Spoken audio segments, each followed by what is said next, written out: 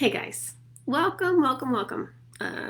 Day 2 of my 5-day challenge of creating your meal planning system. Okay, yesterday we talked about coming up with a schedule, picking the day or two or days of the week that you would make your meals and plan for the week. Picking the days that are best for you. Okay, I do. Hey Mel.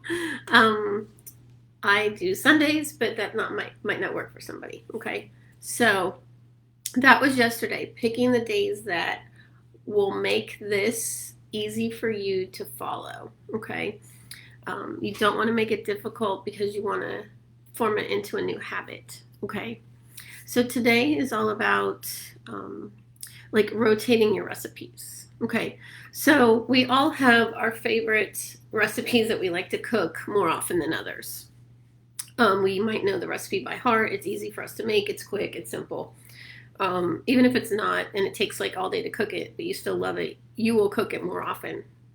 Like if it's in the crock pot or something like that. So today is all about finding the recipes that you want to make for the week or even for the month, and then rotating them throughout that month so that you're not having to come up with 30 different recipes for the whole month. Okay, and that's what I do. I keep it simple.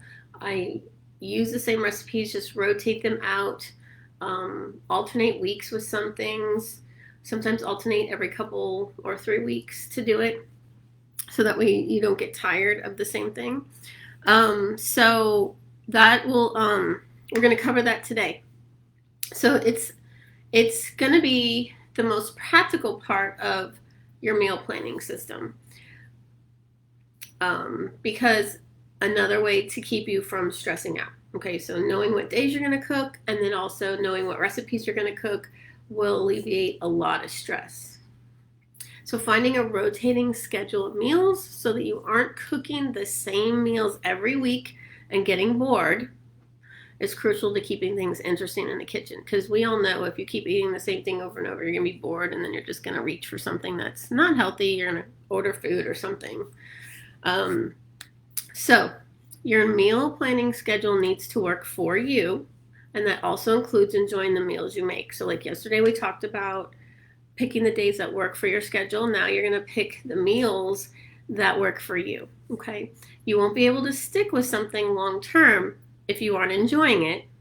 And who wants to eat meals that they don't enjoy, right? Or enjoy making too? Okay, so I know I don't. I mean, anytime that I just have this bad attitude about it, it's not enjoyable. Whether it's the cooking of it or it's like, I don't really want to eat this kind of thing. Okay, and I'm sure you all feel the same too. So, however, eating the same foods repeatedly will get boring, just like I had said before. And following the step of rotating your recipes will alleviate that dilemma. Okay, will hopefully help you from getting bored. So, with this step, you will create a list of your favorite easy recipes and rotate them throughout the weeks. And when I say easy, it's like don't all of a sudden want to become Julia Child and be like, well, I'm going to be cooking all these new recipes like every day for, no, because then you're just going to give up altogether. Okay, unless that's what you really love to do. If you like work full time or don't want to spend all that time in the kitchen, find the easy ones and usually go back to the ones that you make all the time. A lot of people like lasagna or different meatloaf or different things that have been passed down in their family, and keep those in there, and then you can slowly rotate in new recipes like once every couple weeks. So then when you have more time, you can spend on those new recipes. Okay, but in the beginning, when you're creating a new habit, okay, this is what I tell all my clients: when you're starting a new habit, you don't want to start everything new from scratch. You want to keep some stuff that's familiar, and it's easier to form that habit.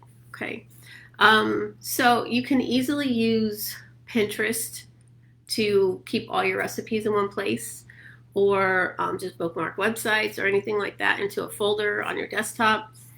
Or if you like cookbooks, the regular old-fashioned, cookbooks, that works too. I use both. I have cookbooks and then I have online ones that I find. So compiling as many recipes as you can find, so you have a large bank to choose from, and then rotate through those recipes in a way where you aren't overlapping them too often.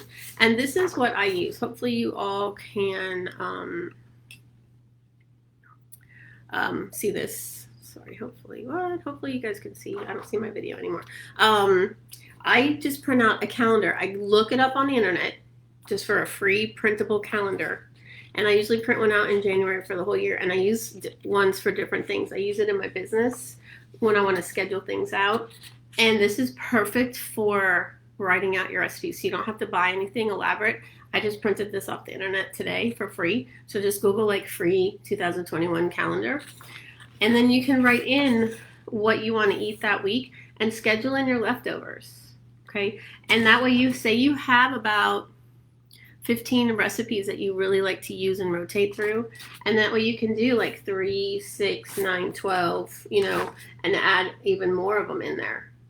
And then if you batch cook on the weekends, then you can freeze things, and then all you have to do is thaw it out. Like lasagna freeze is great. Okay. So yeah, I use this for a lot of things, and writing this down for keeping your recipes and rotating through. So a lot of people like, we're going to talk about theme nights later in the week too, but like Taco Tuesday, right? A lot of people have it on Tuesdays.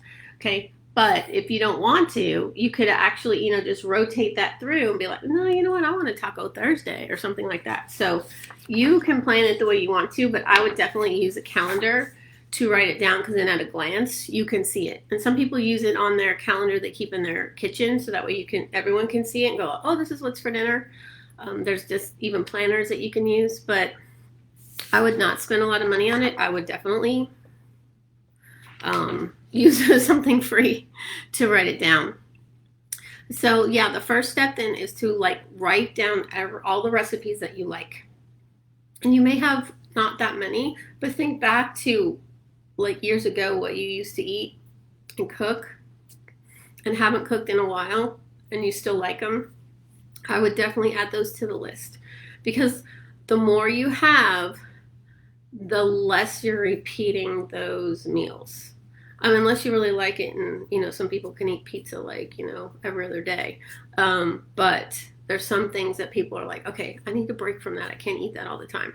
So coming up with as many recipes as you can is the best thing to help you right now with this. And then schedule them out. And think of your schedule too, of when you might be less busy during the week, to cook the ones that take a little bit more time if you're cooking them during the week. If you know what you're going to have for this whole week, then on Sunday or whenever you prep, you can shop for all that. And we'll be talking about shopping too this week. And then you can prep for all that. And so you're going to already have it ready, either chopped up like we talked about yesterday and ready to cook that night, or pre-cooking it and it's in your fridge. Or if you need to, freeze it if you can. Don't forget, if you've thawed something out, you can't refreeze it in its same state. Okay, so thawed out raw chicken, you can't refreeze that raw chicken, but once you cook it, then you can freeze that meal that you just made. Okay. And freezing also helps save money, so you're not throwing away food, which I also talked about last week about food waste. Okay, so planning ahead, meal planning, meal prepping does help save time and money. It doesn't feel like time at the time you're doing it, but in the long run, especially during the work week, you're like, oh, I'm glad I already had this ready, because now I don't have to cook. I just have to heat it up, or it's already chopped up, and then you can cook it quickly. Like if it's a stir fry, you got it all ready and you can just put it on.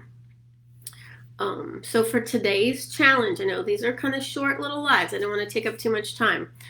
You're going to compile a large bank of recipes on a Pinterest board or on a list or something, someplace where you'll go to and you can find them easily.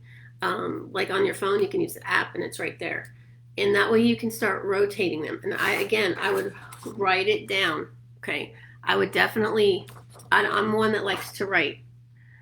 Yeah, definitely, Mel. It is easier also to eat healthier too because you're not grabbing for those last minute like, oh, I'm gonna have to just eat some, peanut butter. Well, peanut butter is healthy for you, but stuff that's not good for you.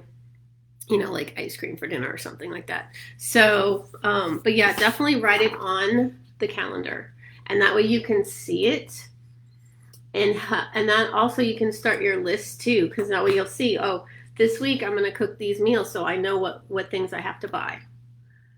And then if you want to even plan way more ahead, you could prep things for the following week and just have them frozen, and then you just pull them out, thaw them out, heat them up, and do that. I do that when I make the homemade turkey meatballs from scratch that my husband mostly eats. I do eat that. I am vegan, but I still eat a little bit of meat sometimes. But it's homemade. It's turkey meat. So it's healthy for you. I know what's in it. And we'll make a double batch and freeze half. And then we were doing that weekly, and we had 4 bags of meatballs in the freezer until my daughter's boyfriend decided, no, can I have these? Because he likes them. So, but yeah, so you can double cook your stuff and then freeze part of it, and then you have it, and it's going to stay good in your freezer for a while. So you'll have it as, something you can thaw out and eat quickly. So I know this one was kind of short compared to yesterday, but just remember, yesterday was finding your system. So make sure what days of the week you can cook.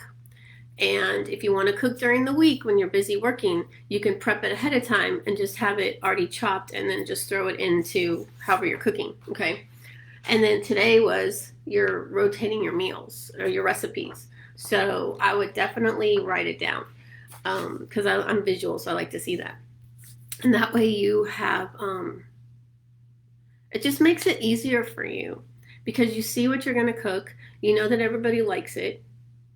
And you don't have to worry about, everyone's like, what's for dinner? It's 5 o'clock. I don't know what I'm eating. Okay, here's a cracker, kind of thing. Or here's some goldfish. You already know what it, and the kids can see ahead of time. Oh, what are we having? Oh, we're going to have this for this night. So, oh yeah, like Taco Tuesday or something. But yeah, I'm definitely going to talk about theme night coming up, and that's one of the freebies that you'll get emailed at the end of the week is a list of theme nights and different things like that. So that's already set up for you. I'm also going to send an email with the 5 steps to help you again, so you see it on one piece of paper. Step 1, do this. Step 2, which was today, getting your recipe bank built and rotating your recipes. So tomorrow we are going to talk about, I totally forgot what we were talking about tomorrow. My computer just doesn't want to go fast. So tomorrow we are going to talk about, shopping. Yeah, I know people don't like grocery shopping, but how, tips for making it a little bit easier. And then when you already know what you're going to cook, you already know what you're going to do at the grocery store. So I don't want to give too much away. So that's tomorrow. But so today's was grab some recipes on Pinterest and create a board that you want to for your meal planning or internet, just bookmark the tabs or whatever, the pages that you find on the internet, and create that list. And then you can also put together your calendar if you want to, and just print it out or write it out however you want to do it. And be like, oh, I can do this, this, and this. And then you're already going to be, having your plan start to come together. And it does help you stay healthier too. It prevents that, oh, we don't have anything for dinner. We're going to have, peanut butter and jelly sandwiches, which are not bad, but, it's not like a dinner. So it keeps you better prepared. Okay. So I'm going to let you guys go. If you have any questions, let me know. You can put the comments, and